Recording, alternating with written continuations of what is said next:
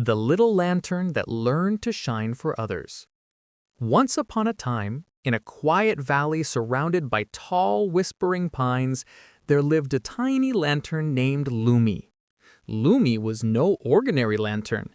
He was made of soft, golden glass and carried inside him the gentlest flame you ever saw, small, warm, and the color of sunrise.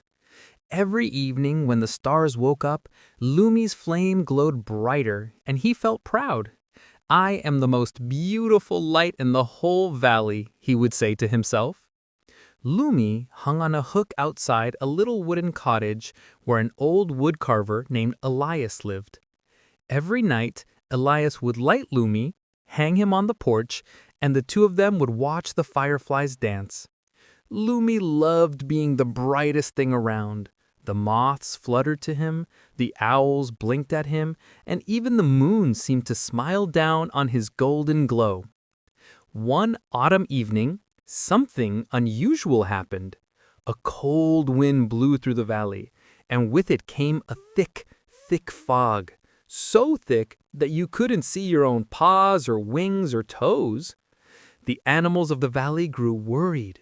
Little rabbits couldn't find their burrows. The hedgehogs bumped into trees. Baby deer cried for their mothers in the misty dark. Old Elias stepped outside, looked at the fog, and said, "Lumi, my friend, tonight the valley needs more light than ever. Will you shine as brightly as you can?" Lumi puffed up with pride. "Of course! I am the brightest lantern anywhere." So Elias carried Lumi down the porch steps and hung him high on a shepherd's crook right in the middle of the misty meadow. At first, Lumi shone and shone. His golden light pushed the fog back a few steps. Animals gathered around him. "Thank you, Lumi," said a small rabbit. "You're saving us," squeaked the hedgehog. Lumi's flame danced happily. He had never felt so important. But as the night grew deeper, something strange began to happen. The fog kept rolling in, thicker and thicker.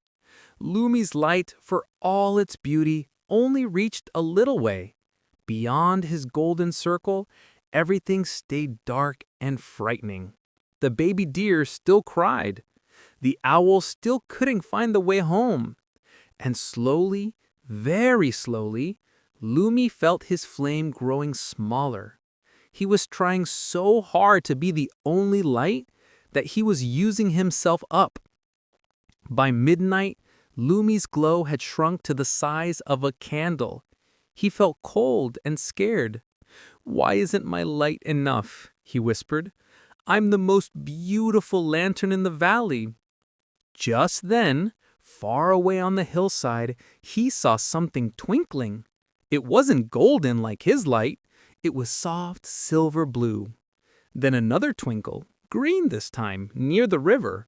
Then a warm orange one by the old oak tree. Hundreds of tiny lights began to appear all across the valley. Lumi watched, confused. A little firefly named Flicker flew close and hovered in front of him. "Lumi," she said gently, "why are you trying to light the whole valley all by yourself?" "I'm the brightest," but his voice cracked like thin ice. Flicker smiled. "The valley is very big, and tonight it needs many lights, not just one, no matter how beautiful. Come with us." I'm stuck on this pole," Lumi said sadly. Old Elias had been listening quietly from the edge of the meadow. He walked over, unhooked Lumi, and tied a soft red ribbon around the lantern's handle. "Fly free tonight, little friend. The valley needs every light it has." And for the first time in his life, Lumi left the porch. Flicker and her firefly friends lifted the ribbon in their tiny feet, and together they carried Lumi up into the sky. At first, Lumi was terrified. He had never flown before. But the fireflies sang him a flying song, and soon he relaxed. They flew over the river, where hundreds of glowworms lined the banks like strings of emerald pearls.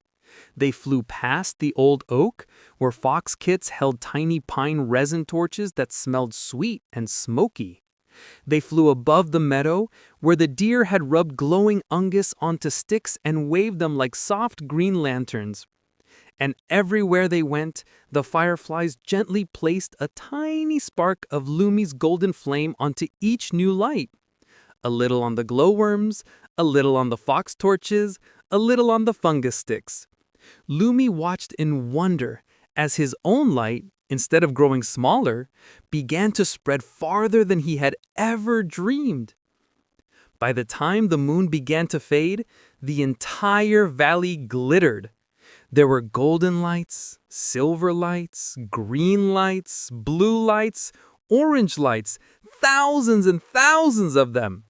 The fog, surrounded by so much gentle brightness, finally gave up and drifted away like a grumpy cat.